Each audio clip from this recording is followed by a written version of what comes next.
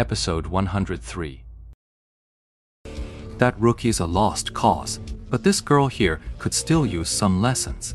Ye Xiu pulled up a stool and sat behind Tang Ru. Sipping green tea and smoking a cigarette, he watched her solo the Frost Forest with leisurely ease. He was waiting for Tang Ru to slip up. With Tang Ru's skill level, soloing Frost Forest presented no issue with her abilities. Tang Ru had already mastered the level 20 Battle Mage skills. As for the newly learned Circle Swing and Neutral Chaser, Ye Xiu had just explained them to her. Now, she was gradually weaving these new techniques into her combat flow. Tang Ru fought with remarkable fluidity throughout the entire stretch, a feat truly beyond the average player. But the situation finally changed on the very last wave of minions before the first boss. Continuing her fluid maneuvers with the trailing mobs, her left hand swept across the keyboard in a flashy motion to execute a falling flower palm. But Han Yanru remained completely unresponsive. Tang Ru froze for a moment, then she saw the prompt in the information bar, insufficient mana. Tang Ru hastily gave Han Yanru a mana potion, but potions are divided into instant and gradual recovery types. Instant recovery potions are the premium stuff. What the NPCs in the starter village sell are definitely not those. They're the gradual kind, taking time to fully take effect, usually 10 seconds. Though the duration varies with the potion's grade, the recovery rate per second varies. Tang Ru waited for the potion to take effect while using her skills, but 10 seconds later, the effect wore off, and the mana it had restored was already spent. The real problem was the potion's 1-minute cooldown. For the next 50 seconds, she couldn't use a single skill. Tang Rao had no choice but to have cold smoke flit left and right, using basic attacks to fight back whenever she could. A truly sorry sight. She barely held on for 50 seconds, gulped another potion, managed 10 more seconds of skills, and then nothing. Ye Xiu chuckled a few times. To Tang Ru, the sound was grating. She gritted her teeth and persisted, grinding down the mobs through this vicious cycle despite the toll it took.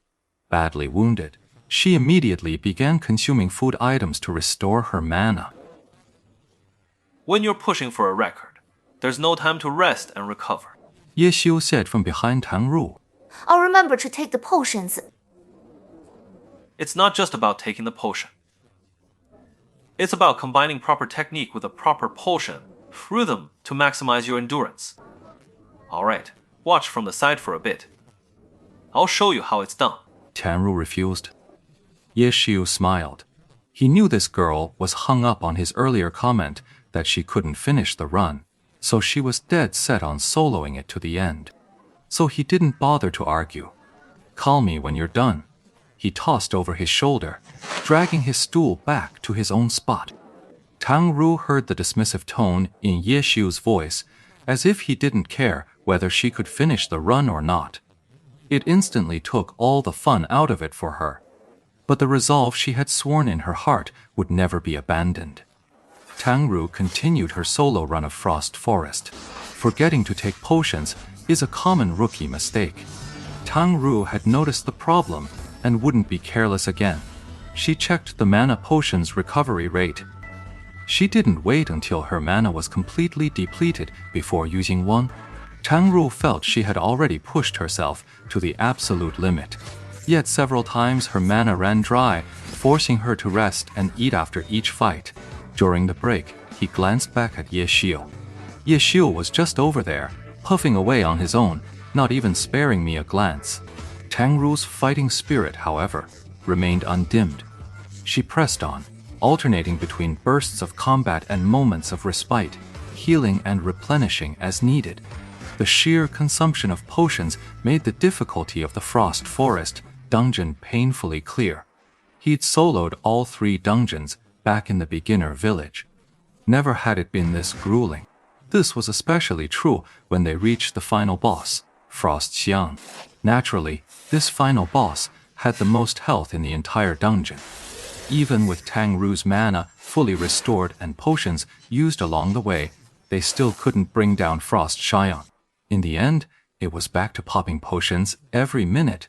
stuck in that awkward cycle of 10 seconds of skills followed by 50 seconds of nothing. And this was still the better scenario from the last dungeon run. He had already listened to Yi Xiu's detailed explanation of Frost Shang's characteristics and how to counter them. Otherwise, if I tried to solo this boss on my own, I'd be lying dead here right now. In this battle, Tang Ru had to feed Han Yanru plenty of health and mana potions. Finally, with Frost Shang defeated, she let out a long, relieved sigh. The dungeon statistics popped up 1 hour, 33 minutes, 24 seconds, and 49 milliseconds. She had finally solo cleared the dungeon. But the result left Tang Ru feeling no sense of victory. Too embarrassed to challenge Yi Xiu directly, she just sent him a message saying she was out. Alright, done. Yi Xiu received the message and turned back. You sure bought a lot of potions. Get up. I'll show you how it's done. Tang Ru silently dragged her stool over to the side and sat down. He was determined to see just how 11 Labs voice Ida for Yi Xiu would play this. Tang Ru made a mental note of exactly how many supplies she had used and how many she had left. Yi Xiu dragged his stool over and sat down, immediately sending cold mist into the dungeon. As he moved to pull the monsters, he began his explanation. To truly push endurance to its absolute limit, there is a lot to meticulously account for. The theory is the same, but the tactics you use will differ from one dungeon to the next. First and most basic, always be aware of how much mana you have left. And then, you need to have the mana cost of every single skill memorized down cold. Tang Ru couldn't answer. She was already quite proficient with skills like Sky Strike, Dragon Tooth, and Consecutive Thrust, but she'd never really thought to memorize exactly how much mana each one consumed. Then, to deal the most damage with the least mana, you first need to understand each skill's hidden effects. You should have read all this in the guides.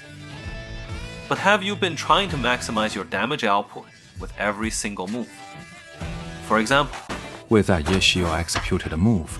Han Yanru leapt into the air, thrust her battle spear to skewer a monster, then swung it around in a circle dance. Right. The hidden property of Circle Swing is a damage bonus when the swing arc exceeds 180 degrees. I know that, and I always try to maximize it. but did you fully utilize its area of effect potential? On screen, the goblin he slammed down with that circle. Swing knocked over a whole group of its companions. To maximize your DPS, you have to consider the Yao potential of every skill. Ye Xiu explained, demonstrating as he spoke. Dragon Tooth and Sky Strike, while both are single, target skills. But if we start with a launch, follow up with aerial attacks to knock them back and cause collisions, that can also create area of effect damage. Falling Blossom Palm is an area attack, but its range is limited. The Palm Force can hit at most 3 monsters at once, though its knockback effect is exceptionally strong. Aerial attacks also have a knockback bonus. When creating impacts, try to launch enemies into the air as much as possible.